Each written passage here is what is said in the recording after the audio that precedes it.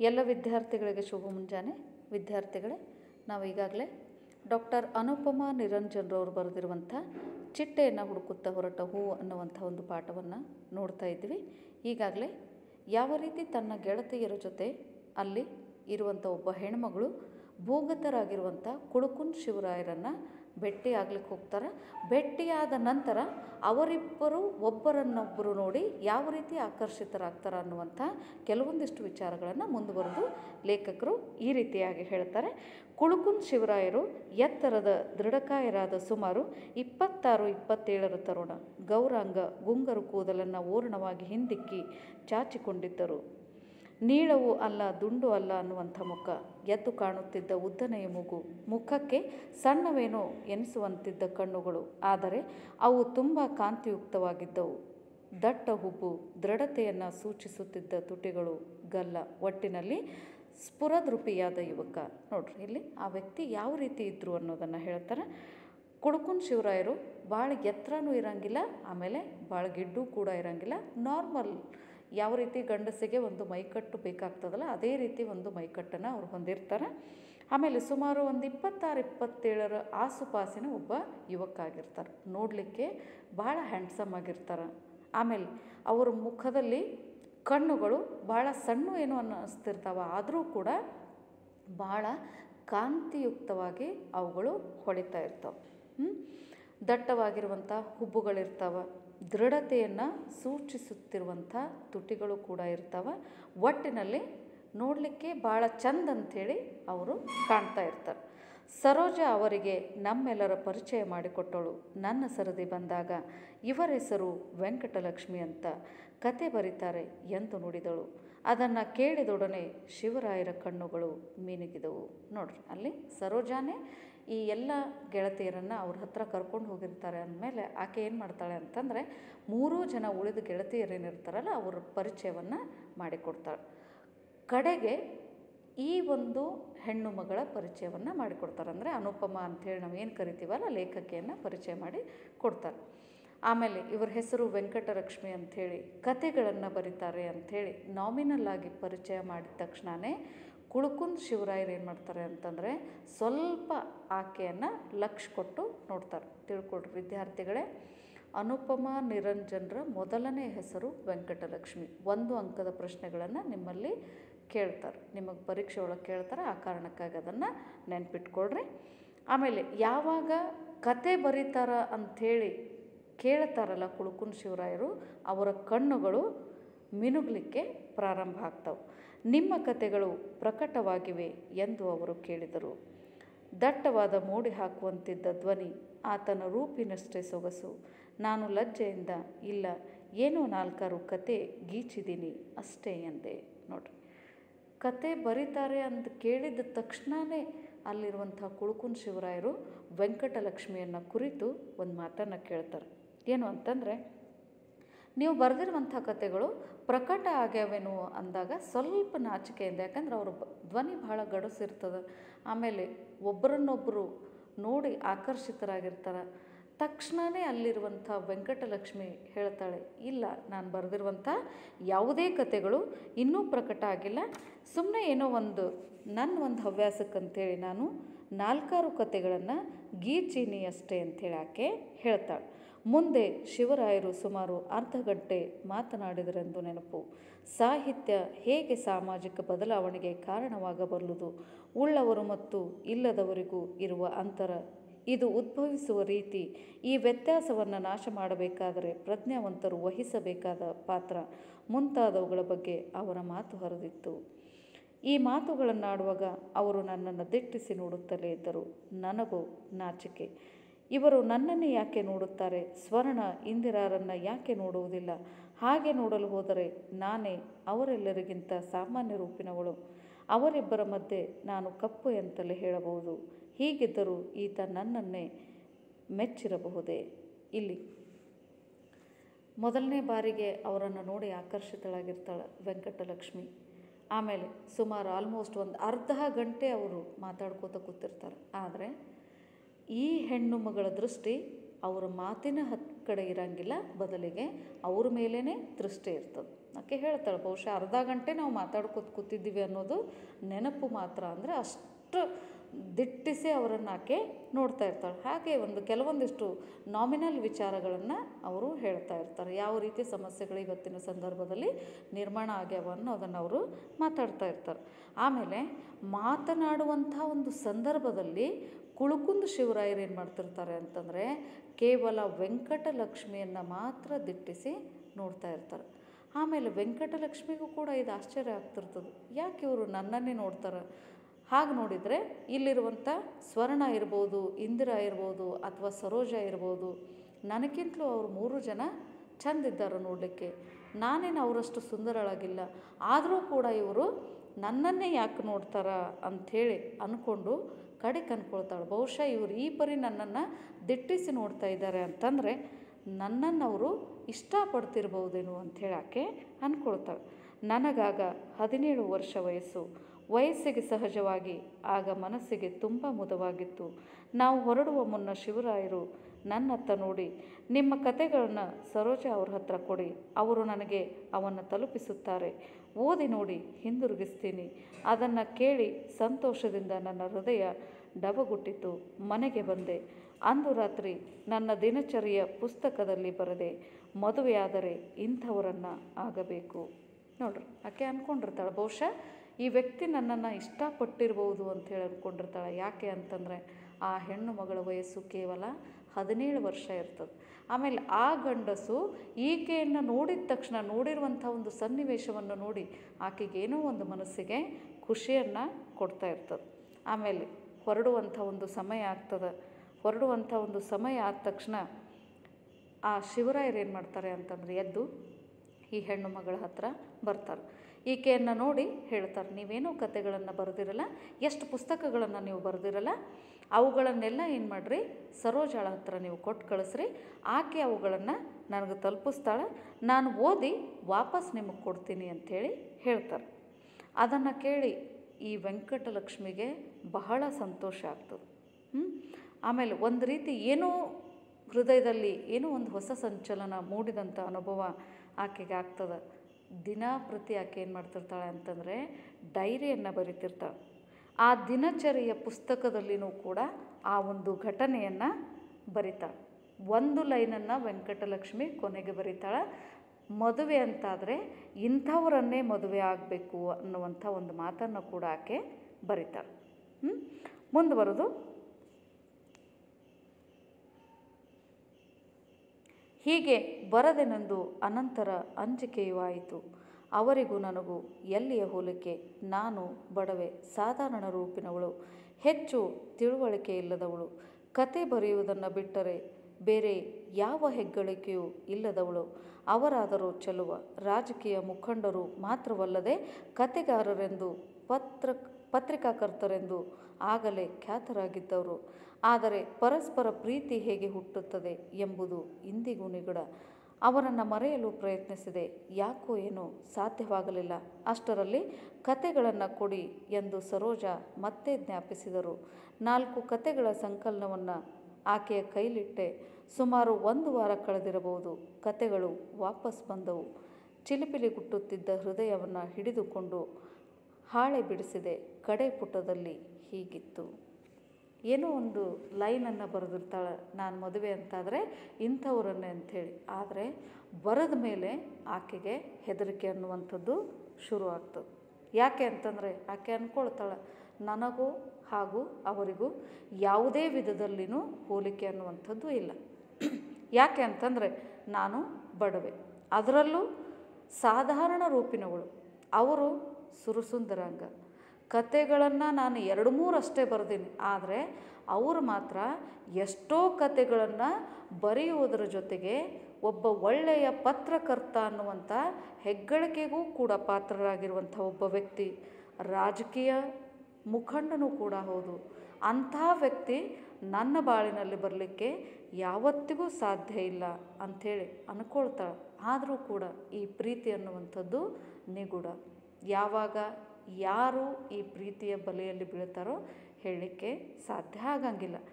ಇಷ್ಟೆಲ್ಲ ಅಂದ್ಕೊಂಡಾಕೆ ಆತನನ್ನು ಮರಿಬೇಕು ಅಂಥೇಳಿ ಪ್ರಯತ್ನವೇನೋ ಪಡ್ತಾಳೆ. ಆದರೆ ಆ ಪ್ರಯತ್ನದಲ್ಲಿ ಅವಳಿಗೆ ಫಲ ಮಾತ್ರ ಸಿಗಂಗಿಲ್ಲ. ಅಷ್ಟರಲ್ಲಿ ಆ ಸರೋಜ ಏನು ಮಾಡ್ತಾಳೆ ಅಂತಂದರೆ, ಪುಸ್ತಕಗಳನ್ನು ಕೊಡ್ರಿ, ನಾನು ಕುಳುಕುನ್ ಶಿವರಾಯರಿಗೆ ಕೊಟ್ಟು ಬರ್ತೀನಿ ಅಂಥೇಳಿ ಆಕೆ ಕೇಳಿದಾಗ 4-5 ಕಥಾ ಸಂಕಲನಗಳೇನಿರ್ತಾವಲ್ಲ ಅವುಗಳನ್ನು ಆ ಸರೋಜಳಿಗೆ ವೆಂಕಟಲಕ್ಷ್ಮಿ ಇದ್ದಕ್ಕೆ ಕೊಡ್ತಾಳೆ. ಸುಮಾರು 1 ವಾರದ ನಂತರ ಆ ಪುಸ್ತಕಗಳು ವಾಪಸ್ ಈಕೆಯ ಮನೆಗೆ ಬರ್ತಾವೆ. ಈಕೆಗೇನೋ ಒಂದು ಮನಸ್ಸಿನಲ್ಲಿ ಸಂತೋಷ ಆಗಿರ್ತದೆ, ನನ್ನ ಬಗ್ಗೆ ಏನಾದರೂ ಅವರು ಬರೆದಿರ್ಬೋದೇನೋ ಅಂಥೇಳಿ ಅಂದ್ಕೊಂಡು ಎಲ್ಲ ಪುಸ್ತಕದ ಹಾಳೆಗಳನ್ನು ತಿರುವಿ ಹಾಕ್ತಾಳೆ.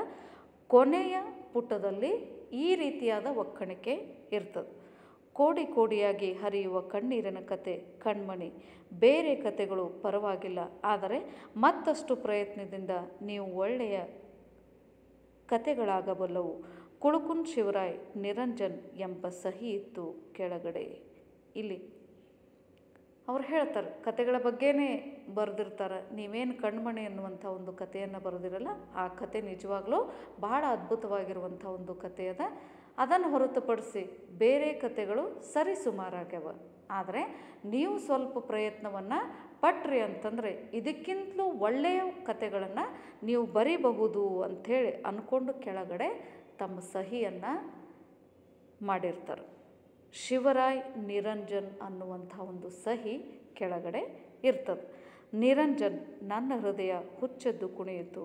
ಕನಸುಗಳನ್ನು ಕಟ್ಟುತ್ತಾ ಕಾಲೇಜಿಗೆ ಹೋಗುತ್ತಾ ಸುಮಾರು 1-2 ತಿಂಗಳು ಕಳೆದವು. ಡಿಸೆಂಬರ್ ಕೊನೆಯ ವಾರದ ಒಂದು ದಿನ ನಾನು ಶೇಷಾದ್ರಿಪುರಂ ಸರ್ಕಲ್ಲಿನ ಬಳಿ ಹೋಗುತ್ತಾ ಇದ್ದೆ. ಎದುರಿಗಿಂದ ಸೈಕಲ್ ನೂಕಿಕೊಂಡು ಯಾರೋ ಬರುತ್ತಿದ್ದರು. ತಲೆಗೆ ಮಫ್ಲರ್ ಕಟ್ಟಿಕೊಂಡಿದ್ದರು. ನನ್ನನ್ನು ಕಂಡೊಡನೆ ಅವರು ನಿಂತು ಮುಗುಳ್ನಗುತ್ತಾ, ಗುರುತು ಸಿಕ್ತೆ ಎಂದು ಕೇಳಿದರು. ನಾನು ತಲೆ ಎತ್ತಿ ನೋಡಿದೆ. ಆ ಕಣ್ಣುಗಳನ್ನು ನಾನು ಹೇಗೆ ತಾನೇ ಮರೆಯಬಲ್ಲೆ? ಸಿಗದೆ ಎಂದೆ ನಾನು. ಬೊಂಬಾಯಿಗೆ ಹೋಗ್ತಿದ್ದೀನಿ, ಅಲ್ಲಿ ಸಾಹಿತ್ಯ ಸಮ್ಮೇಳನವಿದೆ ಎಂದರು ನಿರಂಜನ್. ಒಂದು ಕ್ಷಣ ಒಬ್ಬರನ್ನೊಬ್ಬರು ನೋಡುತ್ತಾ ನಿಂತೆವು. ಬಳಿಕ ಅವರು ಸೈಕಲ್ಲೇರಿ ಹೊರಟು ಹೋದರು. ಆಗ ನನಗೆ ಒಮ್ಮೆಲೆ ಶೂನ್ಯ ಕವಿದಂತಾಗಿತ್ತು. ನೋಡ್ರಿ, ಯಾವಾಗ ನಿರಂಜನ್ ಅನ್ನುವಂಥ ಒಂದು ಸಹಿ ಕೆಳಗಡೆ ಇರ್ತದಲ್ಲ, ಅದನ್ನು ನೋಡಿ ಈ ಹೆಣ್ಣು ಮಗಳ ಅಂದರೆ ವೆಂಕಟಲಕ್ಷ್ಮಿಯ ಹೃದಯ ಹುಚ್ಚೆದ್ದು ಕುಣಿಲಿಕ್ಕೆ ಪ್ರಾರಂಭ ಆಗ್ತದೆ. ಅದೇ ರೀತಿ ಅವ್ರ ಬಗ್ಗೆನೇ ಕನಸು ಕಾಣ್ತಾ ಆಕೆ ಕಾಲೇಜಿಗೆ ಹೋಗಲಿಕ್ಕೆ ಪ್ರಾರಂಭ ಮಾಡ್ತಾಳೆ. ಡಿಸೆಂಬರ್ ಕೊನೆಯ ವಾರದಲ್ಲಿ ಒಂದು ದಿನ ಶೇಷಾದ್ರಿಪುರಂ ಸರ್ಕಲ್ನ ಒಂದು ಬಸ್ ಸ್ಟ್ಯಾಂಡ್ನಲ್ಲಿ ಈ ಹೆಣ್ಣುಮಗಳು ನಿಂತಿರ್ತಾಳೆ. ಆಮೇಲೆ ದೂರದಲ್ಲಿ ನೋಡ್ತಾಳೆ, ಅಲ್ಲಿ ಒಬ್ಬ ಯಾರೋ ವ್ಯಕ್ತಿ ಸೈಕಲನ್ನು ನೂಕಿಕೊಂಡು ಬರುವಂಥ ಒಂದು ಸನ್ನಿವೇಶವನ್ನು ನೋಡ್ತಾಳೆ. ಆತ ಮುಖಕ್ಕೆ ಮಫ್ಲರನ್ನು ಸುತ್ತಕೊಂಡಿರ್ತಾನೆ. ಆಮೇಲೆ ಆತ ಬಂದು ಏನು ಮಾಡ್ತಾನೆ ಅಂತಂದರೆ ಈಕೆಯ ಹತ್ರನೇ ನಿಂತ್ಕೊಳ್ತಾನೆ. ನಿಂತ್ಕೊಂಡ ತಕ್ಷಣ ಒಂದು ಕ್ಷಣ ಈಕೆನೂ ಕೂಡ ಆತನನ್ನು ನೋಡ್ತಾಳೆ, ಅವನು ಕೂಡ ಈ ಹೆಣ್ಣು ಮಗಳನ್ನು ನೋಡ್ತಾನೆ. ಇಬ್ಬರ ಕಣ್ಣುಗಳು ಅಲ್ಲಿ ಬೆರಿತಾವೆ. ಆಮೇಲೆ ಮುಗುಳ್ನಗ್ತಾ ಆ ವ್ಯಕ್ತಿ ಕೇಳ್ತಾನೆ, ನಾನು ಯಾರು ಅನ್ನೋದು ನಿಮಗೆ ಗುರುತು ಸಿಗ್ತೇನೋ ಅಂದಾಗ ಸ್ವಲ್ಪ ನಾಚಿಕೆಯಿಂದ ಈ ಹೆಣ್ಮಗಳು ಹೇಳ್ತಾಳೆ, ನಿಮ್ಮನ್ನು ಮರೀಲಿಕ್ಕೆ ಸಾಧ್ಯ ಆದೇನು, ಅಥವಾ ನಿಮ್ಮನ್ನು ಗುರುತು ಹಿಡಿಲಾರಲಿಕ್ಕೆ ಸಾಧ್ಯ ಆದನು, ನೀವು ಯಾರು ಅನ್ನೋದು ನನಗೆ ಗೊತ್ತಾಯ್ತು ಅಂಥೇಳಿ ಆಕೆ ಹೇಳ್ತಾಳೆ. ಹೇಳಿದ ತಕ್ಷಣವೇ ಇಬ್ಬರು 1-2 ನಿಮಿಷ ಒಬ್ಬರನ್ನೊಬ್ಬರು ನೋಡ್ಕೋತು ನಿಂತ್ಕೊಂಡು ಬಿಡ್ತಾರೆ. ಕಡಿಕ ಅವರು ಕುಳುಕುನ್ ಶಿವರಾಯರು ಹೇಳ್ತಾರೆ, ಅಂದರೆ ನಿರಂಜನ್ ಇದ್ದವರು ಏನು ಅಂತಂದರೆ, ನಾನು ಬೊಂಬಾಯಿಗೆ ಹೊಂಟೀನಿ, ಆಮೇಲೆ ಅಲ್ಲಿಂದ ಬರೋದು ಒಂದು 3-4 ದಿವಸ ಆಗ್ಬೋದು, ಯಾಕಂದ್ರೆ ಅಲ್ಲಿ ಸಮ್ಮೇಳನ ಇರೋದರಿಂದ ನಾನು ಅಲ್ಲಿ ಹೊಂಟೀನಿ ಅಂಥೇಳಿ ಸೈಕಲನ್ನು ಏರಿ ಅವರು ಅಲ್ಲಿಂದ ಹೊರಟು ಹೋಗ್ಬಿಡ್ತಾರೆ. ಯಾವಾಗ ಅವ್ರು ಹೋಗ್ತಾರಲ್ಲ, ಈ ಹೆಣ್ಣು ಮಗಳಿಗೆ ಒಂದು ರೀತಿ ಶೂನ್ಯ ಕವಿದಂಥ ಅನುಭವ ಅಲ್ಲಿ ಆಗ್ತದೆ. ನನ್ನ ಚಡಪಡಿಕೆ ಮುಂದುವರಿಯಿತು. ಈ ವಿಷಯ ಗೆಳತಿಯರಲ್ಲಿ ಹೇಳಿಕೊಳ್ಳುವ ಹಾಗಿರಲಿಲ್ಲ. ತಂದೆ ತಾಯಿಯರ ಮುಂದೆ ಈ ಬಗ್ಗೆ ಚಕಾರವೆತ್ತುವುದು ಸಾಧ್ಯವಿರಲಿಲ್ಲ. ಈ ಸಮಯದಲ್ಲಿ ಅವರನ್ನು ಮರೆಯಲು ಪುಸ್ತಕಗಳ ಮೊರೆಹೊಕ್ಕೆ 2ನೆಯ ಇಂಟರ್ಮೀಡಿಯೇಟ್ ಪರೀಕ್ಷೆ ಹತ್ತಿರ ಬರುತ್ತಿತ್ತು. ಮನೆಯಲ್ಲಿ ಎಲೆಕ್ಟ್ರಿಕ್ ದೀಪವಿರಲಿಲ್ಲವಾದ್ದರಿಂದ ಸೀಮೆ ಎಣ್ಣೆ ಲಾಂಧ್ರದ ಬೆಳಕಿನಲ್ಲಿ ಓದು ಸಾಗುತ್ತಿತ್ತು. ರಾತ್ರಿ ಮಲಗಿದಾಗ ಮಾತ್ರ ಕಲ್ಪನೆಗೆ ಲಗ್ಗೆ. ನೋಡ್ರಿ, ಇಲ್ಲೇನಾಗ್ತದೆ ಅಂತಂದರೆ, ಅವರಲ್ಲಿಂದ ಹೋದ ತಕ್ಷಣ ಈ ಹೆಣ್ಣು ಮಗಳ ಒಂದು ಮುಖದ ಮೇಲೆ ಶೂನ್ಯ ಕವಿದಂಥ ಅನುಭವ ಆಗ್ತದೆ. ಅಂದರೆ ಆಕೆ ಮನಸ್ಸು ಅವರನ್ನು ಬಯಸ್ತಾ ಇರ್ತದೆ. ಆಮೇಲೆ ಇದೇ ಒಂದು ಚಡಪಡಿಕೆಯಲ್ಲಿನೇ ಆಕೆ ದಿನಗಳನ್ನು ಕಳೀತಾ ಇರ್ತಾಳೆ. ಯಾಕೆ ಅಂತಂದರೆ ಈ ವಿಚಾರವನ್ನು ಗೆಳತಿಯರ ಮುಂದೆ ಹೇಳುವಂಥ ಮಾತು ಬರೋಂಗಿಲ್ಲ ಅಲ್ಲಿ. ಯಾಕೆ ಅಂತಂದರೆ ಹೇಳಿಕೊಳ್ಳಿಕ್ಕೂ ಕೂಡ ಆಕೆಯಿಂದ ಆಗ್ತಿರಂಗಿಲ್ಲ. ಅದಲ್ಲದೆ ಅಲ್ಲಿರುವಂಥ ತಂದೆ ತಾಯಿಗಳಿಗೂ ಕೂಡ ಈ ವಿಚಾರವನ್ನು ಹೇಳಿಕ್ಕೆ ಆಕೆಗೆ ಅವಕಾಶ ಇರಂಗಿಲ್ಲ. ಆಮೇಲೆ ಹೆಂಗಾದರೂ ಮಾಡಿ ನಾನು ಆ ವ್ಯಕ್ತಿಯನ್ನು ಮರಿಬೇಕು ಅಂಥೇಳಿ ಪುಸ್ತಕದ ಮೊರೆ ಹೋಗ್ತಾಳೆ. ಅಷ್ಟರಲ್ಲಿ 2ನೆಯ ಇಂಟರ್ಮೀಡಿಯೇಟ್ ಪರೀಕ್ಷೆ ಹತ್ತಿರ ಬರ್ತಿರ್ತದೆ. ಮನೆಯೊಳಗೆ ಲೈಟ್ ಇರಂಗಿಲ್ಲ, ಬಡತನದ ಪರಿಸ್ಥಿತಿ ಇರ್ತದೆ, ಸಣ್ಣ ಮನೆ ಇರ್ತದೆ, ಲೈಟ್ ಇರಂಗಿಲ್ಲ ಅಂದ ತಕ್ಷಣ ಆಕೆ ಏನು ಮಾಡ್ತಿರ್ತಾಳೆ ಅಂತಂದರೆ ಆ ಸೀಮೆ ಎಣ್ಣೆ ಚಿಮಣಿ ಅಂಥೇಳಿ ಏನು ಕರಿತಿರ್ತೀವಲ್ಲ, ಅಥವಾ ಲಾಟನ್ ಅಂಥೇಳಿ ಏನು ಕರಿತಿರ್ತೀವಲ್ಲ, ಅದರ ಬೆಳಕಿನಲ್ಲಿನೇ ಅಭ್ಯಾಸವನ್ನು ಮಾಡ್ತಾ ಇರ್ತಾಳೆ. ಆದರೆ ಮಲ್ಕೊಂಡ್ಲು ಅಂತಂದರೆ ಪದೇ ಪದೇ ಪದೇ ಅವರೇ ಮತ್ತೆ ಆಕೆಗೆ ನೆನಪಿಗೆ ಬರ್ತಿರ್ತಾರೆ. ಅಂದು ನಮ್ಮ ಕಾಲೇಜ್ ಡೇ ಅದನ್ನು ಮುಗಿಸಿ ಸಂಭ್ರಮದಿಂದ ನಾವು ಕಾಲೇಜಿನಿಂದ ಹೊರಬರುತ್ತಿರುವಾಗ ಸರೋಜ ಸಿಕ್ಕಿದಳು. ನಿಮ್ಮನ್ನೇ ಹುಡುಕ್ತಾ ಇದ್ದೀನಿ. ಇವತ್ತು ಸಂಜೆ 6 ಗಂಟೆ ಹೊತ್ತಿಗೆ ಕಬ್ಬನ್ ಪಾರ್ಕಿನ ಹತ್ತಿರ ಬರುವುದಾಗಿ ಶಿವರಾಯರು ಹೇಳಿದ್ದಾರೆ. ನಿಮಗೆಲ್ಲ ಏನು ಪುಸ್ತಕಗಳನ್ನು ಕೊಡಬೇಕಂತೆ. ಆ ಮಾತು ಕೇಳಿ ಸ್ವರ್ಣ ಮತ್ತು ಇಂದಿರಾರ ಮುಖಗಳು ಅರಳಿದುದನ್ನು ಕಂಡು ನನಗೆ ಒಂದು ಥರ ಆಯಿತು. ನಾವೆಲ್ಲರೂ ಸರೋಜಳೊಂದಿಗೆ ಹೊರಟೆವು. ಮತ್ತೆ ನಿರಂಜನರ ಭೇಟಿ. ಇಲ್ಲಿ ಆ ದಿವಸ ಕಾಲೇಜ್ ಡೇ ಇರ್ತದೆ. ಅದನ್ನು ಮುಗಿಸಿ ಸಂಭ್ರಮದಿಂದ ಎಲ್ಲರೂ ಕಾಲೇಜಿನಿಂದ ಹೊರಗಡೆ ಬರ್ತಿರ್ತಾರೆ. ಅದೇ ಒಂದು ಸಂದರ್ಭದಲ್ಲಿ ಸರೋಜ ಅವರಿಗೆ ಭೇಟಿ ಆಗ್ತಾಳೆ. ಭೇಟಿಯಾಗಿ ಅಂದರೆ 3 ಜನ ಇರ್ತಾರಲ್ಲಿ. ಇಂದಿರಾನೂ ಇರ್ತಾಳೆ, ಸ್ವರ್ಣನೂ ಇರ್ತಾಳೆ, ಈ ವೆಂಕಟಲಕ್ಷ್ಮಿನೂ ಇರ್ತಾಳೆ. ಭೇಟಿ ಅದಕ್ಕಿನ ಹೇಳ್ತಾಳೆ, ನಿಮ್ಮನ್ನೇ ನಾನು ಹುಡುಕಾಡ್ಕೊತ ಬಂದೆ. ನಿಮಗೇನು ಹೇಳಬೇಕಾಗದ, ಇವತ್ತು ಸಂಜೆ 6 ಗಂಟೆಗೆ ಕುಳ್ಕುನ್ ಶಿವರಾಯರು ನಮಗೆ ಭೇಟಿ ಆಗ್ತಾರಂತ, ಮತ್ತೇನೋ ಕೆಲವೊಂದಿಷ್ಟು ಪುಸ್ತಕಗಳನ್ನು ಅವ್ರು ನಮಗೆ ಕೊಡೋರಿದ್ದಾರೆ ಅಂಥೇಳಿ ಹೇಳ್ತಾರೆ. ಹೇಳಿದಾಗ ಅಲ್ಲಿ ವೆಂಕಟಲಕ್ಷ್ಮಿ 2 ಗೆಳೆಯತಿಯರೇನಿರ್ತಾರಲ್ಲ, ಸ್ವರ್ಣ ಮತ್ತು ಇಂದ್ರ, ಕುಳ್ಕುಂದ್ ಶಿವರಾಯರ ಹೆಸರನ್ನು ಕೇಳಿದ ತಕ್ಷಣವೇ ಅವ್ರ ಮುಖಗಳು ಅರಳಿಬಿಡ್ತಾವೆ.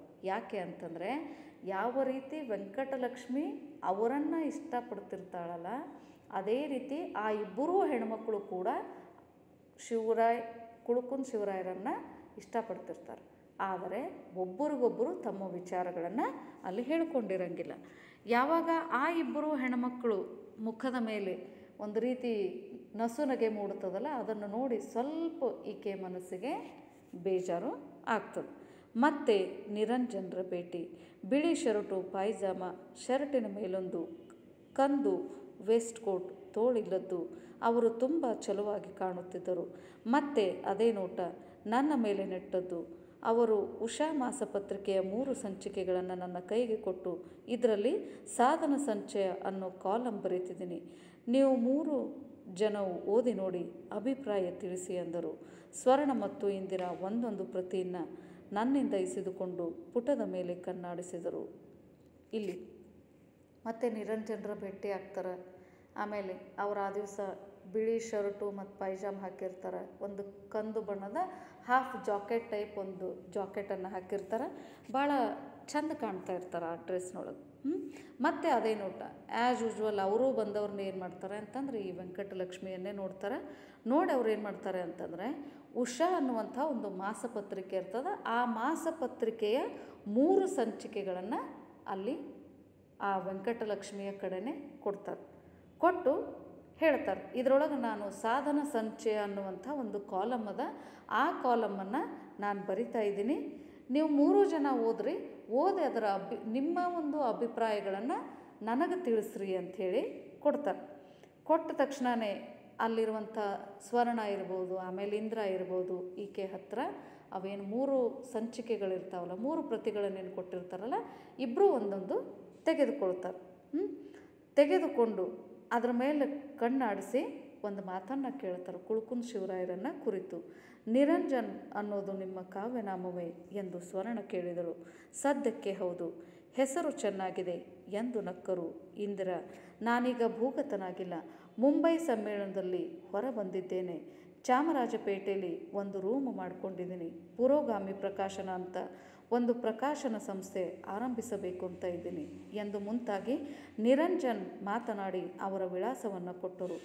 ನನಗೂ ಎಷ್ಟು ಬೇಗ ಮನೆಗೆ ಹೋದೇನೋ, ಎಷ್ಟು ಬೇಗ ಆ ಲೇಖನ ಓದೇನೋ ಅನ್ನಿಸಿಬಿಟ್ಟಿತ್ತು. ಇಲ್ಲಿ ಸ್ವರ್ಣ ಇಂದ್ರ ಗಡಬಡಿಸಿ ಆ ಒಂದು ಪ್ರತಿಯನ್ನು ತೆಗೆದುಕೊಳ್ತಾರೆ. ಅದ್ರ ಮೇಲೆ ಕಣ್ಣಾಡಿಸ್ತಾ ಒಂದು ಪ್ರಶ್ನೆ ಕೇಳ್ತಾರೆ, ನಿರಂಜನ್ ಅನ್ನೋದು ನಿಮ್ಮ ಕಾವ್ಯನಾಮ ಏನು ಅಂಥೇಳಿ ಕೇಳಿದಾಗ ಇಲ್ಲಿ ನಿರಂಜನರು ಹೇಳ್ತಾರೆ, ಹೌದು ಸದ್ಯಕ್ಕೆ ಅದೇ ನನ್ನ ಕಾವ್ಯನಾಮ ಅಂದಾಗ ಇಂದ್ರ ಇದ್ದಕ್ಕೆ ಹೇಳ್ತಾಳೆ, ಹೆಸರು ಭಾಳ ಚಂದದ, ನನಗಿಷ್ಟ ಆಯ್ತು ಅಂಥೇಳಿ ಆಕೆ ಹೇಳಿಬಿಡ್ತಾಳೆ. ಆಮೇಲೆ ಇವರ 4 ಜನ ಗೆಳತಿಯರನ್ನು ಕುರಿತು ಹೇಳ್ತಾರೆ, ಈಗ ಸದ್ಯದ ಪರಿಸ್ಥಿತಿಯೊಳಗೆ ನಾನು ಭೂಗತರಾಗಿಲ್ಲ, ನಾನೇನು ಸಮ್ಮೇಳನಕ್ಕೆ ಹೋಗಿದ್ದೆ ಅಲ್ಲ ಆವಾಗಲಿಂದ ನಾನು ಹೊರಗೆ ಬಂದೀನಿ. ಆಮೇಲೆ ನಾನು ಇಲ್ಲೇ ಒಂದು ಚಾಮರಾಜಪೇಟೆ ಒಳಗೆ ಒಂದು ರೂಮನ್ನು ಮಾಡ್ಕೊಂಡು ನಾನು ಇದ್ದೀನಿ. ಆಮೇಲೆ ಒಂದು ಪುರೋಗ್ರಾಮಿ ಪ್ರಕಾಶನ ಅನ್ನುವಂಥ ಒಂದು ಪ್ರಕಾಶನ ಸಂಸ್ಥೆಯನ್ನು ನಾನು ಆರಂಭಿಸಬೇಕು ಅಂಥೇಳಿ ವಿಚಾರ ಮಾಡೀನಿ ಅಂಥೇಳಿ ತಮ್ಮ ವಿಚಾರಗಳನ್ನು ಅವರು ಹೇಳ್ತಾ ಇರ್ತಾರೆ ಅಲ್ಲಿರುವಂಥ 4 ಗೆಳತಿಯರ ಹತ್ರ. ಹೇಳ್ತಾ ತಾವು ಇರೋ ಮನೆಯ ಅಡ್ರೆಸ್ಸನ್ನು ಅವರಿಗೆ ಕೊಟ್ಟು ಬಿಡ್ತಾರೆ. ಆಮೇಲೆ ಈ ಹೆಣ್ಣು ಮಗಳಿಗೆ ಏನೋ ಒಂದು ಕೌತುಕ, ನಾನು ಎಷ್ಟು ಬೇಗ ಮನೆಗೆ ಓದೀನಿ, ಎಷ್ಟು ಬೇಗ ನಾನು ಆ ಲೇಖನವನ್ನು ಓದೀನಿ ಅನ್ನುವಂಥ ಒಂದು ವಿಚಾರ ಆಕೆ ತಲೆ ಒಳಗೆ ಬರ್ತಿರ್ತದೆ. ಆದರೆ ಉಳಿದೆಲ್ಲ ಗೆಳತಿಯರು ಮಾತಾಡ್ತಿರ್ತಾರೆ ಅಂದಮೇಲೆ ಆಕೆಗದು ಸಾಧ್ಯ ಆಗ್ತಿರಂಗಿಲ್ಲ. ಆದರೂ ಕೂಡ ಅವಸರವಾಗಿ ಆಕೆ ಹೋಗಿ ಏನು ಮಾಡ್ತಾಳೆ ಅಂತಂದರೆ ಆ ಸಾಧನ ಸಂಚಯವನ್ನು ಓದ್ತಾಳೆ. ಅದು ಲೇಖಕ ತನ್ನ ಪ್ರಿಯತಮೆಗೆ ಬರೆದ ಪತ್ರ. ಬೊಂಬಾಯಿಯಿಂದ ಲೇಖನದ ಕೊನೆಯ ಭಾಗದಲ್ಲಿ ನಿರಂಜನ್ ಹೀಗೆ ಬರೆದಿದ್ದರು, ಸಾಧನ ಹೀಗೆಲ್ಲ ಪರಿಚಿತರನ್ನು ಕಂಡು ಹಿಂದಿರುಗುವಾಗ ಇಲ್ಲದ ನೋವೊಂದು ನನ್ನನ್ನು ಕಾಡುತ್ತಿದೆ. ನೀನಿಲ್ಲದ ನೋವು. ನಿನ್ನೆ ಬೆಳಗ್ಗೆ ಏನಾಯಿತು ಗೊತ್ತೇ? ಬಸ್ ಸ್ಟಾಪಿನಲ್ಲಿ ನಿಂತಿದ್ದೆ. ಯಾರೋ ಒಬ್ಬಕ್ಕೆ ನಡೆದು ಬರುತ್ತಿದ್ದಳು. ಆಗ ತಕ್ಷಣ ನಿನ್ನ ನೆನಪಾಯಿತು. ಅದೊಂದು ದಿನ ಬೆಳಗ್ಗೆ ಈ ಹೊತ್ತಿನಲ್ಲಿ ನಮ್ಮೂರಲ್ಲಿ 2ನೆಯ ಸಾರಿ ನಾನು ನಿನ್ನನ್ನು ಕಂಡುದು, ನೀನು ನನ್ನನ್ನು ಕಂಡುದು. ಗುರುತು ಸಿಕ್ತೆ ಎಂದು ನಾನು ಕೇಳಿದಾಗ ಸಿಗದೆ ಎಂದು ಮುಗುಳ್ನಕ್ಕಿದ್ದೆ. ನೀನು ಮುಂದೆ ಓದಬೇಕಾಗಿರಲಿಲ್ಲ, ಎಲ್ಲವೂ ಸ್ಪಷ್ಟವಾಗಿತ್ತು. ನಿರಂಜನರ ಸಾಧನ ನಾನೇ ಎಂದು ತಿಳಿದಾಗ ಆದ ಹರ್ಷ ಸಂಭ್ರಮ ವರ್ಣಿಸಲಾಗದ್ದು. ನಾನಂತೂ ಆಗ ಮುಗಿಲಲ್ಲಿ ತೇಲಿದೆ. ಪ್ರೀತಿಸುವುದೊಂದೇ ನನಗೆ ಪ್ರಿಯವಾಗಿದ್ದ ಅಂಶ. ಅದರಿಂದಾಗಿ ಮುಂದೆ ಬರಬಹುದಾದ ಕಷ್ಟ ಪರಂಪರೆಗಳ ಅರಿವು ನನಗಿರಲಿಲ್ಲ. ನೋಡ್ರಿ, ಇಲ್ಲೇನಾಗ್ತದೆ ಅಂತಂದರೆ ಅವಸರವಾಗಿ ಈ ವೆಂಕಟಲಕ್ಷ್ಮಿ ಮನೆಗೆ ಹೋಗ್ತಾಳೆ. ಮನೆಗೆ ಹೋಗಿ ಏನು ಮಾಡ್ತಾಳೆ ಅಂತಂದರೆ ಅಲ್ಲಿ ತಾನೇನು ಪುಸ್ತಕವನ್ನು ತೆಗೆದುಕೊಂಡು ಬಂದಿರ್ತಾಳಲ್ಲ ಅದನ್ನು ಓದಲಿಕ್ಕೆ ಪ್ರಾರಂಭ ಮಾಡ್ತಾಳೆ. ಅದು ಒಬ್ಬ ಪ್ರಿಯಕರ ತನ್ನ ಪ್ರಿಯತಮೆಗೆ ಬರೆದಿರುವಂಥ ಒಂದು ಲೇಖನ ಇರ್ತದೆ. ಅದು ಕೂಡ ಬೊಂಬಾಯಿಯಿಂದ. ಅಂದರೆ ಹಿಂದಿನ ದಿನ ಇವರಿಬ್ಬರು ಅಂದರೆ ಅವರು ಬೊಂಬಾಯಿಗೆ ಹೋಗೋಕ್ಕಿಂತಲೂ ಮುಂಚೆ ಏನು ಭೇಟಿಯಾದಾಗ ಅಲ್ಲೇನು ಸನ್ನಿವೇಶಗಳು ನಡೆದಿರ್ತಾವಲ್ಲ, ಯಾವ್ಯಾವ ವಿಚಾರಗಳಿರ್ತಾವಲ್ಲ ಅದನ್ನೇ ಅವರಲ್ಲಿ ಬರೆದಿರ್ತಾರೆ. ಆ ಘಟನೆಯನ್ನು ಓದಿದ್ದೇ ತಡ ಇಲ್ಲಿ ಸಾಧನ ಅಂದರೆ ನಾನು ಯಾವ ರೀತಿ ಕುಳುಕುನ್ ಶಿವರಾಯರನ್ನು ಪ್ರೀತಿಸ್ತೀನಲ್ಲ ಅದೇ ರೀತಿ ಅವರೂ ಕೂಡ ನನ್ನನ್ನು ಪ್ರೀತಿಸ್ತಾರ ಅನ್ನೋದು ಪಟ್ನ ಇಲ್ಲಿ ವೆಂಕಟಲಕ್ಷ್ಮಿಗೆ ಗೊತ್ತಾಗ್ಬಿಡ್ತದೆ. ಆಮೇಲೆ ಇಲ್ಲಿ ತನಕ ಒನ್ ವೇ ಲವ್ ಅವ್ರದ್ದಾಗಿರ್ತದೆ. ಯಾಕೆ ಅಂತಂದರೆ ಈಕೆ ಅವರನ್ನು ಪ್ರೀತಿಸ್ತಿರ್ತಾಳೆ, ಅವ್ರು ಮಾತ್ರ ಆಕೆಗೆ ಹೇಳಿರಂಗಿಲ್ಲ. ಆದರೆ ಈ ಸಾಧನ ಸಂಚಯವನ್ನು ಓದಿದ ತಕ್ಷಣ ಅವರೂ ಕೂಡ ನನ್ನನ್ನು ಪ್ರೀತಿಸ್ತಾರ ಅನ್ನೋದು ವಿಚಾರ ಮಾತ್ರ ಇಲ್ಲಿ ವೆಂಕಟಲಕ್ಷ್ಮಿಗೆ ಗೊತ್ತಾಗ್ಬಿಡ್ತದೆ. ಆಮೇಲೆ ಆಕೆಯ ಮನಸ್ಸಿಗೆ ಬಹಳ ಸಮಾಧಾನ ಆಗಿಬಿಡ್ತದೆ, ಆ ವ್ಯಕ್ತಿನೂ ನನ್ನನ್ನು ಪ್ರೀತಿಸ್ತಾರಲ್ಲ ಅಂಥೇಳಿ. ಇಂಟರ್ಮೀಡಿಯೇಟ್ ಪರೀಕ್ಷೆ ಮುಗಿಯಿತು. ಪರೀಕ್ಷೆಯಲ್ಲಿ ಚೆನ್ನಾಗಿ ಮಾಡಿದ್ದೆ. ರಜೆ ಆರಂಭವಾದೊಡನೆ ನಿರಂಜನ್ ಧ್ಯಾನ ಶುರುವಾಯಿತು. ಅವರ ಸಂಪರ್ಕ ಬೆಳೆಸುವುದು ಹೇಗೆ? ಅವರು ಚಾಮರಾಜಪೇಟೆಯ ವಿಳಾಸ ಕೊಟ್ಟಿದ್ದಾರಲ್ಲ. ನನ್ನ ತಮ್ಮ ರಾಮುವನ್ನು ಅವರು ರೂಮು ನೋಡಿಕೊಂಡು ಬಾ ಎಂದು ಕಳಿಸಿದೆ. ರಾಮುವಿಗೆ ಅಲ್ಲಿ ರಾಜೋಪಚಾರ. ನಿರಂಜನ್ ಅವನನ್ನು ಹೋಟೆಲಿಗೆ ಕರೆದುಕೊಂಡು ಹೋಗಿ ತಿಂಡಿ ಕಾಫಿ ಕೊಡಿಸಿ, ನಿಮ್ಮಕ್ಕನಿಗೆ ಒಂದು ಪುಸ್ತಕ ಕೊಡ್ತೀನಿ, ದಯವಿಟ್ಟು ತಲುಪಿಸಬೇಕು ಎಂದರು. ಪುಸ್ತಕ ಯಾವುದು ನೆನಪಿಲ್ಲ, ಆದರೆ ಅದರ ಹೊದಿಕೆಗಳೊಳಗಡೆ ನನಗೊಂದು ಕಾಗದವಿತ್ತು. ಇಲ್ಲಿ ಮುಂದೆ ಇಂಟರ್ಮೀಡಿಯೇಟ್ ಪರೀಕ್ಷೆಗಳು ಕೂಡ ಮುಗಿತಾವ. ಪರೀಕ್ಷೆಯಲ್ಲಿ ಈಕೆ ಭಾಳ ಚೆನ್ನಾಗಿ ಬರೆದಿರ್ತಾಳೆ. ಆಮೇಲೆ ಪರೀಕ್ಷೆ ಮುಗಿದ ತಕ್ಷಣವೇ ಅಲ್ಲಿ ರಜೆನೂ ಕೂಡ ಪ್ರಾರಂಭ ಆಗಿರ್ತದೆ. ಆಮೇಲೆ ಯಾವಾಗ ರಜೆ ಖಾಲಿ ಟೈಮ್ ಇರ್ತದಲ್ಲ ಆಗ ಮಾತ್ರ ಕುಳುಕುನ್ ಶಿವರಾಯರನ್ನು ಭೇಟಿ ಆಗಬೇಕು ಅಂಥೇಳಿ ಈ ವೆಂಕಟಲಕ್ಷ್ಮಿಯ ಮನಸ್ಸು ಹಾತೊರಿತಾ ಇರ್ತದೆ. ಆಮೇಲೆ ಹೆಂಗೆ ಭೇಟಿ ಆಗೋದು ಅಂಥೇಳಿ ವಿಚಾರ ಮಾಡ್ತಿರ್ತಾಳೆ. ಕಡೆಗೆ ಅವ್ರೇನು ಅಡ್ರೆಸ್ ಕೊಟ್ಟಿರ್ತಾರಲ್ಲ ಆ ಅಡ್ರೆಸ್ಸಿಗೆ ಹೋಗಿ ನಾನು ಅವರನ್ನು ಭೇಟಿ ಆಗ್ಬೋದು ಅಂಥೇಳಿ ಅಂದ್ಕೊಂಡು ಅದಕ್ಕಿಂತಲೂ ಮುಂಚೆ ಏನು ಮಾಡ್ತಾಳೆ ಅಂತಂದರೆ ತನ್ನ ತಮ್ಮ ರಾಮುವನ್ನು ಕರೆದು ಆ ಅಡ್ರೆಸ್ ಕೊಟ್ಟು ಅಲ್ಲಿ ಅವ್ರು ಇದ್ದಾರೆ ಇಲ್ಲೋ ನೋಡ್ಕೊಂಡು ಬಾ ಅಂಥೇಳಿ ಕಳಿಸ್ತಾಳೆ. ರಾಮು ಅಲ್ಲಿ ಹೋಗ್ತಾನೆ. ಹೋದ್ಮೇಲೆ ಆತನಿಗೆ ಭಯಂಕರ ರಾಜೋಪಚಾರ ಅಲ್ಲಿ ಸಿಗ್ತದೆ. ಯಾಕೆ ಅಂತಂದರೆ ತಾನು ಮದುವೆ ಆಗೋ ಹುಡುಗಿಯ ತಮ್ಮ ಇರ್ತಾನಲ್ಲ, ಸ್ವಲ್ಪ ಕಾಳಜಿ ಜಾಸ್ತಿ ಮಾಡ್ತಾರೆ. ಕುಳ್ಕುನ್ ಶಿವರಾಯರು ಆತನನ್ನು ಹೋಟೆಲಿಗೆ ಕರ್ಕೊಂಡು ಹೋಗ್ತಾರೆ. ಹೋಟೆಲಿಗೆ ಕರ್ಕೊಂಡು ಹೋಗಿ ಆತನಿಗೆ ತಿಂಡಿ ಕೊಡಿಸ್ತಾರೆ, ಕಾಫಿ ಕುಡಿಸ್ತಾರೆ, ಎಲ್ಲ ಮಾಡಿ ಕಡೆಗೆ ಒಂದು ಮಾತನ್ನು ಹೇಳ್ತಾರೆ ಕುಳ್ಕುನ್ ಶಿವರಾಯರು. ಏನು ಅಂತಂದರೆ, ನಾನು ನಿನಗೊಂದು ಪುಸ್ತಕವನ್ನು ಕೊಡ್ತೀನಿ, ಆ ಪುಸ್ತಕವನ್ನು ದಯವಿಟ್ಟು ನೀನು ನಿಮ್ಮ ಅಕ್ಕನಿಗೆ ಹೋಗಿ ಕೊಡು ಅಂಥೇಳಿ ಹೇಳ್ತಾರೆ. ಆದರೆ ಈ ಲೇಖಕಿಗೆ ಆ ಪುಸ್ತಕ ಯಾವುದು ಕೊಟ್ಟಿದ್ರು ಅನ್ನೋದು ಮಾತ್ರ ನೆನಪಿಲ್ಲ. ಆದ್ರೆ ಅದರೊಳಗೆ ಯಾವ ವಿಚಾರಗಳಿದ್ದು ಅನ್ನೋದನ್ನು ಲೇಖಕಿ ಹೇಳ್ತಾರೆ. ಯಾವ ರೀತಿ ಅಂತಂದರೆ, ನಿಮ್ಮ ಹತ್ತಿರ ತುಂಬ ಮಾತನಾಡಬೇಕು. ಶುಕ್ರವಾರ ಸಂಜೆ 5 ಗಂಟೆಗೆ ಮಲ್ಲೇಶ್ವರಂ ರೈಲ್ವೆ ಕ್ರಾಸಿಂಗ್ ಹತ್ತಿರ ಕಾದಿರುತ್ತೇನೆ, ಬನ್ನಿ ನಿರಂಜನ್. ಹೀಗೆ ಹೋಗುವುದು ಸರಿಯೇ ಎಂಬ ಯೋಚನೆ ನನ್ನನ್ನು ಬಾಧಿಸಿತು. ನಿರಂಜನರಾದರೂ ನನಗೆ ಅದುವರೆಗೆ ಅಪರಿಚಿತರಾಗಿದ್ದವರು. ಅವರೊಂದಿಗೆ ಒಬ್ಬಳೇ ಹೋಗುವುದರಲ್ಲಿ ನನಗೆ ಭಯವೇನೂ ಇರಲಿಲ್ಲ. ಅಲ್ಲಿ ಬರೆದಿರ್ತಾರೆ ಅವರು ಏನು ಅಂತಂದರೆ, ನನಗೆ ನಿಮ್ಮ ಜೊತೆ ಬಹಳ ಮಾತಾಡಬೇಕಾಗಿದೆ. ಅದಕ್ಕೆ ನೀವು ಶುಕ್ರವಾರ ಸಂಜೆ 6 ಗಂಟೆಗೆ ಮಲ್ಲೇಶ್ವರಂ ರೈಲ್ವೆ ಕ್ರಾಸಿಂಗ್ ಹತ್ರ ನೀವು ಬರ್ರಿ, ನಾನು ನಿಮಗೋಸ್ಕರ ಕಾಯ್ತಾ ಇರ್ತೀನಿ, ಇಂತೆ ನಿಮ್ಮ ನಿರಂಜನ್ ಅಂಥೇಳಿ ಇಷ್ಟ 2-3 ಲೈನ್ದೊಳಗೆ ತಾವು ಹೇಳಬೇಕಾದನ್ನು ಹೇಳಿ ಮುಗಿಸಿರ್ತಾರೆ.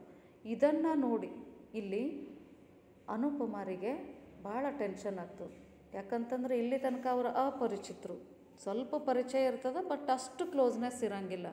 ಇಂಥ ಸಂದರ್ಭದೊಳಗೆ ನಾನು ಅವರನ್ನು ಭೇಟಿ ಆಗೋದು, ಅದರಲ್ಲೂ ಒಬ್ಬಳೇ ಭೇಟಿ ಆಗೋದು ಸರಿನೋ ಅಲ್ಲೋ ಅನ್ನುವಂಥ ಭಯ ಮಾತ್ರ ಆಕೆಯನ್ನು ಕಾಡಲಿಕ್ಕೆ ಪ್ರಾರಂಭ ಆಗ್ತದೆ.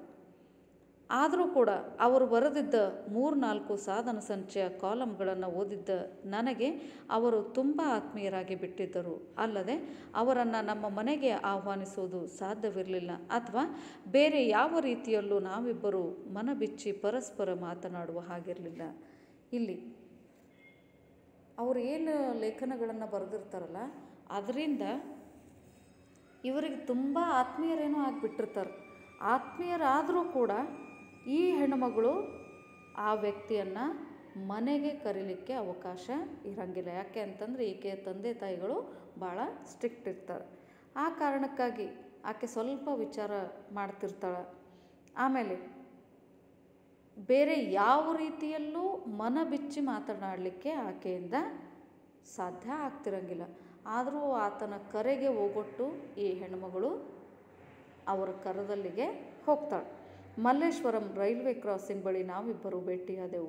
ಅಲ್ಲಿಂದ ಮುಂದೆ ಹೊಲಗಳಿದ್ದವು. ಅವುಗಳಾಚೆ ಕಿರ್ಲೋಸ್ಕರ್ ಕಾರ್ಖಾನೆ ಇತ್ತು. ಅದನ್ನು ದಾಟಿದಾಗ ಈಗಿನ ರಾಜಾಜಿನಗರ ಇರುವೆಡೆಯಲ್ಲಿ ದೊಡ್ಡ ಗುಡ್ಡವೊಂದಿತ್ತು. ಈ ಪ್ರದೇಶಕ್ಕೆ ಅಭಿಮುಖವಾಗಿ ನಡೆದವು. ಆಗ ವಸಂತಕಾಲ, ಎಲ್ಲೆಲ್ಲೂ ಗಿಡ ಮರಗಳು ಚಿಗುರಿ ಹೂ ಬಿಟ್ಟಿದ್ದವು. ನನ್ನ ಬಾಳಿನಲ್ಲೂ ವಸಂತ ಆರಂಭವಾಗಿತ್ತು. ನಿರಂಜನರ ಜೊತೆ ಒಬ್ಬಳೇ ನಡೆಯುವುದು, ಕೊನೆ ಇಲ್ಲದಂತೆ ಮಾತನಾಡುವುದು ಎಲ್ಲ ಎಷ್ಟು ಚೆನ್ನ. ಇಲ್ಲಿ ಆದರೂ ಧೈರ್ಯ ಮಾಡಿ ಹೆಣ್ಮಗಳು ಮಲ್ಲೇಶ್ವರಂ ರೈಲ್ವೆ ಕ್ರಾಸಿಂಗ್ ಹತ್ರ ಹೋಗ್ತಾಳೆ. ಇಬ್ಬರೂ ಅಲ್ಲಿ ಭೇಟಿ ಆಗ್ತಾರೆ. ಭೇಟಿ ಆದಮೇಲೆ ಅಲ್ಲಿಂದ ಮುಂದೆ ಹೊಲಗಳಿರ್ತವೆ. ಆ ಹೊಲಗಳನ್ನು ದಾಟಿದ ತಕ್ಷಣವೇ ಕಿರ್ಲೋಸ್ಕರ್ ಅನ್ನುವಂಥ ಒಂದು ಕಾರ್ಖಾನೆಯಲ್ಲಿ ಇರ್ತದೆ. ಆ ಕಿರ್ಲೋಸ್ಕರ್ ಕಾರ್ಖಾನೆಯನ್ನು ದಾಟಿದ್ದೀವಿ ಅಂತಂದರೆ ಈಗಿನ ಒಂದು ರಾಜಾಜಿನಗರ ಗೊತ್ತಿರ್ಬೋದು, ಬಹುಶಃ ಬೆಂಗಳೂರಿನಲ್ಲಿ ಭಾಳ ಫೇಮಸ್ ಆಗಿರುವಂಥ ಒಂದು ಏರಿಯಾ ಇದು. ಆ ರಾಜಾಜಿನಗರ ಎಲ್ಲದಲ್ಲ ಅಲ್ಲೆಲ್ಲ ಮೊದಲ ಒಂದು ದೊಡ್ಡ ಗುಡ್ಡ ಕಾಣ್ತಾ ಇತ್ತು. ಆ ಗುಡ್ಡಕ್ಕೆ ಅಭಿಮುಖವಾಗಿ ಅಂದರೆ ಅದರ ಕಡೆನ ಮುಖ ಮಾಡ್ಕೊಂಡು ಇವರಿಬ್ಬರು ನಡೀತಾ ಇರ್ತಾರೆ. ಆಗ ತಾನೇ ಒಂದು ವಸಂತ ಕಾಲ ಪ್ರಾರಂಭ ಆಗಿರ್ತದೆ. ಎಲ್ಲಿ ನೋಡ್ತಿರಲ್ಲಿ ಗಿಡಗಳು ಚಿಗುರನ್ನು ಬಿಟ್ಟಿರ್ತವೆ. ಅದೇ ರೀತಿ ಈ ಲೇಖಕಿಯ ಜೀವನದಲ್ಲಿನೂ ಕೂಡ ಒಂದು ವಸಂತ ಕಾಲ ಶುರು ಆಗಿಬಿಟ್ಟಿರ್ತದೆ. ಆಮೇಲೆ ಆಕೆ ಮನಸ್ಸಿನೊಳಗೆ ಅಂದ್ಕೊಳ್ತಿರ್ತಾಳೆ, ಎಷ್ಟು ಚಲೋ ಅಲ್ಲ, ನಿಜವಾಗ್ಲೂ ನನಗೆ ಭಾಳ ಸಂತೋಷ ಆಗ್ತದೆ. ಈ ಒಂದು ನಡಿಗೆ ಅಂದರೆ ನಾನೇನೀಗ ನಿರಂಜನರ ಜೊತೆ ನಡೀತಾ ಇದ್ದೀನಲ್ಲ, ಈ ಒಂದು ನಡಿಗೆ ಜೀವನದ ನನ್ನ ಕೊನೆಯ ಘಟ್ಟದವರೆಗೂ ಇರಲಿ ಅಂಥೇಳಿ ಆಕೆ ಬೇಡ್ಕೊಳ್ತಾ ಇರ್ತಾಳೆ. ಅಷ್ಟರಲ್ಲಿನೇ ನಿರಂಜನ್ರಂತಾರೆ, ನನ್ನ ವಿಷಯವೆಲ್ಲ ನೀವು ತಿಳ್ಕೋಬೇಕು. ನನಗೀಗ 26 ವರ್ಷ ವಯಸ್ಸು, ವಿದ್ಯಾಭ್ಯಾಸ SSLCವರೆಗೆ ಆಗಿದೆ. ಆಮೇಲೆ ಓದಬೇಕು ಅಂತ ನಂಗೆ ಅನ್ನಿಸಲಿಲ್ಲ. ಮಂಗಳೂರಿನಲ್ಲಿ ರಾಷ್ಟ್ರಬಂಧು ಪತ್ರಿಕೆಯಲ್ಲಿ ಉಪಸಂಪಾದಕನಾಗಿ ಕೆಲಸಕ್ಕೆ ಸೇರಿದೆ. ಬರೆದ ಕಥೆಗಳು, ಲೇಖನಗಳು ಅಸಂಖ್ಯ. ಕುಳುಕುನ್ ಶಿವರಾಯ್ ಅಂದರೆ ಒಳ್ಳೆಯ ಲೇಖಕ ಅನ್ನೋಷ್ಟು ಜನಪ್ರಿಯತೆಯನ್ನು ಪಡೆದೆ. ಅಷ್ಟು ಜನಪ್ರಿಯತೆ ಇದ್ದು ನಿಮ್ಮ ಹೆಸರು ಯಾಕೆ ಬದಲಾಯಿಸಿಕೊಂಡ್ರಿ? ಇಲ್ಲಿ ಅವ್ರು ಹೇಳ್ತಾರೆ, ನನ್ನ ಬಗ್ಗೆ ನಿಮಗೆಲ್ಲ ವಿಚಾರಗಳು ಗೊತ್ತಾಗಬೇಕು. ಏನು ಅಂತಂದರೆ, ನನಗೀಗ ಸುಮಾರು 26 ವರ್ಷ, SSLC ತನಕ ನಾನು ಎಜುಕೇಷನ್ ಆಗ್ಯದ. ಓದಬೇಕು ಅಂಥೇಳಿ ಮುಂದೆ ನನಗೆ ಅನ್ನಿಸ್ಲಿಲ್ಲ, ಅದಕ್ಕೆ ನಾನು SSLCಗೆ ನಾನು ಬಿಟ್ಟೆ ಅಂಥೇಳಿ ಹೇಳ್ತಾರೆ. ಆಮೇಲೆ ಈ ರಾಷ್ಟ್ರಬಂಧು ಅನ್ನುವಂಥ ಒಂದು ಪತ್ರಿಕೆ ಇತ್ತು, ಮೊದಲು ಭಾಳ ಫೇಮಸ್ ಆಗಿರುವಂಥ ಒಂದು ಪತ್ರಿಕೆ. ಆ ಪತ್ರಿಕೆಯೊಳಗೆ ನಾನು ಉಪಸಂಪಾದಕನಾಗಿ ಕೆಲಸ ಮಾಡಿದೆ ಕೆಲವು ವರ್ಷಗಳ ಕಾಲ. ಆಮೇಲೆ ಎಷ್ಟೋ ಕತೆಗಳನ್ನು ಬರೆದೀನಿ, ಅಸಂಖ್ಯ ಲೇಖನಗಳನ್ನು ನಾನು ಬರೆದೀನಿ. ಅಲ್ಲದೆ ಕುಳುಕುನ್ ಶಿವರಾಯ್ ಅಂತಂದರೆ ಒಬ್ಬ ಒಳ್ಳೆಯ ಲೇಖಕ ಅನ್ನುವಂಥ ಒಂದು ಹೆಸರನ್ನು ನಾನು ಗಳಿಸ್ಕೊಂಡೀನಿ ಅಂಥೇಳಿ ಅವರು ಹೇಳ್ತಾರೆ. ಅವರಷ್ಟು ಹೇಳೋ ತಡಾನೇ ಈ ಲೇಖಕಿ ಒಂದು ಪ್ರಶ್ನೆ ಕೇಳ್ತಾರೆ. ಏನು ಅಂತಂದರೆ, ನೀವು ಅಷ್ಟು ಹೆಸರನ್ನು ಗಳಿಸ್ಕೊಂಡೀನಿ, ನಾನು ಅಷ್ಟು ಜನಪ್ರಿಯತೆಯನ್ನು ಪಡ್ಕೊಂಡೀನಿ ಅಂಥೇಳಿ ಹೇಳ್ತಿರಲ್ಲ, ಯಾಕೆ ನೀವು ನಿಮ್ಮ ಹೆಸರನ್ನು ಬದಲಾಯಿಸಿಕೊಂಡ್ರಿ ಅಂಥೇಳಿ ಕೇಳ್ತಾಳೆ. ಆಗ ಕುಳುಕುನ್ ಶಿವರಾಯರು ಹೇಳ್ತಾರೆ, ಅಫ್ಕೋರ್ಸ್ ನಿರಂಜನ್ ಅನ್ನೋ ಹೆಸರೇ ನನಗೆ ಹೆಚ್ಚು ಇಷ್ಟ, ಆ ಮಾತು ಬೇರೆ. ಅಲ್ಲಿ ಅವ್ರು ಹೇಳ್ತಾರೆ, ನಾನು ಯಾಕೆ ಬದಲಾಯಿಸ್ಕೊಂಡೆ ಅನ್ನೋದನ್ನು ನಾನು ಹೇಳ್ತೀನಿ. ನನಗೆ ಆ ನಿರಂಜನ್ ಅನ್ನುವಂಥ ಒಂದು ಹೆಸರು ನನಗೆ ಭಾಳ ಇಷ್ಟ ಅಂಥೇಳಿ ಅವರು ಹೇಳ್ತಾರೆ. ಉಷಾ ಪತ್ರಿಕೆಯಲ್ಲಿ ಸಾಧನ ಸಂಚಯ ಆರಂಭ ಮಾಡಿದಾಗ ನಿರಂಜನ್ ಅಂತ ಹೆಸರು ಹಾಕಿದಾಗ ಸಂಪಾದಕ ಎಸ್ ನಂಜಪ್ಪನವರು ಒಪ್ಪಲಿಲ್ಲ. ಓದುಗರಿಗೆ ಪರಿಚಿತವಾದ ಹಳೆಯ ಹೆಸರು ಇರಲಿ ಅಂದರು. ಆಮೇಲೆ ನನ್ನ ಒತ್ತಾಯಕ್ಕೆ ಒಪ್ಕೊಂಡ್ರು. ಹೆಸರು ಬದಲಾಯಿಸಿದ್ದಕ್ಕೆ ಕಾರಣ ಕೊಡ್ತೀನಿ. ನಾನು ಕಮ್ಯುನಿಸ್ಟ್ ಪಕ್ಷದ ಸಕ್ರಿಯ ಸದಸ್ಯನಾಗಿದ್ದುದು ನಿಮಗೆ ಗೊತ್ತು. ಪಕ್ಷದ ಆಂತರಿಕ ಘರ್ಷಣೆಯ ಸ್ವರೂಪ ನೋಡಿ ನನಗೆ ಭ್ರಮನಿರಸವಾಯಿತು. ಅಲ್ಲದೆ ನಾನು ಮೂಲತಃ ಬರಹಗಾರ. ಒಂದು ಪಾರ್ಟಿಯ ಕಣ್ಪಟ್ಟಿ ಕಟ್ಟಿಕೊಂಡು ಸ್ವತಂತ್ರನಾಗಿ ಬರೆಯೋಕ್ಕಾಗಲ್ಲ ಅನ್ನಿಸ್ತು. ಆದ್ದರಿಂದ ಪಾರ್ಟಿಗೆ ರಾಜೀನಾಮೆ ಕೊಟ್ಟಿದ್ದೇನೆ. ಇಲ್ಲಿ ಅವ್ರು ಹೇಳ್ತಾರೆ, ಏನು ಅಂತಂದರೆ, ಉಷಾ ಪತ್ರಿಕೆಯೊಳಗೆ ನಾನು ಯಾವಾಗ ಸಾಧನ ಸಂಚಯವನ್ನು ನಾನು ಆರಂಭ ಮಾಡಿದೆ ಅಲ್ಲ, ಆವಾಗ ನಿರಂಜನ್ ಅಂತ ಹೆಸರು ನಾನು ಹಾಕಿದೆ. ಆದರೆ ಅದಕ್ಕೆ ಸಂಪಾದಕರದನ್ನು ಒಪ್ಪಲಿಲ್ಲ. ಅವರಿದ್ದವರು ಆ ಒಂದು ಹೆಸರನ್ನು ನೀನು ಹಾಕಬೇಡ, ಓದುಗರಿಗೆ ನೀನು ಯಾವ ಹೆಸರಿನಿಂದ ಗುರುತಿಸ್ಕೊಂಡಿಯಲ್ಲ ಅದೇ ಹೆಸರಿನಿಂದಾನೇ ನೀನು ಗುರುತಿಸ್ಕೊ ಅಂಥೇಳಿ ಹೇಳಿದರು. ಅವರ ಒತ್ತಾಯಕ್ಕೆ ನಾನು ಮಣಿದು ನಾನು ಆ ಹೆಸರನ್ನು ಕೊಟ್ಟೆ ಅಂಥೇಳಿ ಹೇಳ್ತಾರೆ. ಆಮೇಲೆ ನಾನು ಯಾವ ಕಾರಣಕ್ಕೆ ನನ್ನ ಹೆಸರನ್ನು ಅಂದರೆ ನಿರಂಜನ್ ಅನ್ನುವಂಥ ಒಂದು ಹೆಸರನ್ನು ಕುಳುಕುನ್ ಶಿವರಾಯ್ ಅಂಥೇಳಿ ಬದಲಾಯಿಸ್ಕೊಂಡೆ, ಅಥವಾ ಕುಳುಕುನ್ ಶಿವರಾಯ್ ಅನ್ನುವಂಥ ಒಂದು ಹೆಸರನ್ನು ನಾನು ನಿರಂಜನ್ ಅಂಥೇಳಿ ಬದಲಾಯಿಸ್ಕೊಂಡೆ ಅನ್ನೋದಕ್ಕೆ ನಾನು ಕಾರಣ ಹೇಳ್ತೀನಿ ಅಂಥೇಳಿ ತಮ್ಮ ಜೀವನದಲ್ಲಿ ಹಿಂದೆ ನಡೆದಿರುವಂಥ ಒಂದು ವಿಚಾರಗಳನ್ನು ಅವರು ಹೇಳಲಿಕ್ಕೆ ಪ್ರಾರಂಭ ಮಾಡ್ತಾನೆ. ಯಾವ ರೀತಿ ಅಂತಂದರೆ, ಅವರೊಬ್ಬ ಕಮ್ಯುನಿಸ್ಟ್ ಪಕ್ಷದ ಸಕ್ರಿಯ ಸದಸ್ಯರಾಗಿರ್ತಾರೆ. ಆಮೇಲೆ ಅಲ್ಲಿ ಆ ಕಮ್ಯುನಿಸ್ಟ್ ಪಕ್ಷದೊಳಗೆ ಮೇಲಿಂದ ಮೇಲೆ ಘರ್ಷಣೆಗಳು ನಡೀತಾ ಇರ್ತಾವೆ. ಆ ಘರ್ಷಣೆಗಳನ್ನು ನೋಡಿ ಇವರಿಗೆ ಬೇಸರಾಗಿ ಹೋಗ್ಬಿಟ್ಟಿರ್ತದೆ. ಏನಿದು ಪದೇ ಪದೇ ಇಲ್ಲಿ ಜಗಳಗಳೇ ನಡೀತಾವಲ್ಲ ಅಂಥೇಳಿ. ಆಮೇಲೆ ಅವ್ರು ಏನು ಮಾಡ್ತಾರೆ ಅಂತಂದರೆ, ವಿಚಾರ ಮಾಡ್ತಾರೆ, ನಾನೊಬ್ಬ ಬರಹಗಾರ, ನಂದು ಏನೇ ಇದ್ದರೂ ನಾನು ಬರವಣಿಗೆಯ ಮುಖಾಂತರ ನಾನು ಅದನ್ನು ತೋರಿಸ್ಬೇಕು. ಯಾಕೆ ನಾನು ಕೇವಲ ಒಂದೇ ಒಂದು ಪಕ್ಷದ ಮೇಲೆ ಅವಲಂಬಿತನಾಗಿರಬೇಕು ಅಂಥೇಳಿ ಅಂದ್ಕೊಂಡು ಇವ್ರು ಏನು ಮಾಡಿರ್ತಾರೆ ಅಂತಂದರೆ, ಆ ಒಂದು ಕಮ್ಯುನಿಸ್ಟ್ ಪಕ್ಷಕ್ಕೆ ರಾಜೀನಾಮೆಯನ್ನು ಕೊಟ್ಟು ಒಬ್ಬ ಸ್ವತಂತ್ರ ಬರಹಗಾರ ಅಂಥೇಳಿ ತಮ್ಮನ್ನು ತಾವು ಗುರುತಿಸ್ಕೊಂಡಿರ್ತಾರೆ. ಮುಂದೆ ಯಾವ್ಯಾವ ವಿಚಾರಗಳು ನಡೀತವೆ ಅನ್ನೋದನ್ನು ನಾವು ನೆಕ್ಸ್ಟ್ ಕ್ಲಾಸ್ನಲ್ಲಿ ನೋಡೋಣ. ಧನ್ಯವಾದ.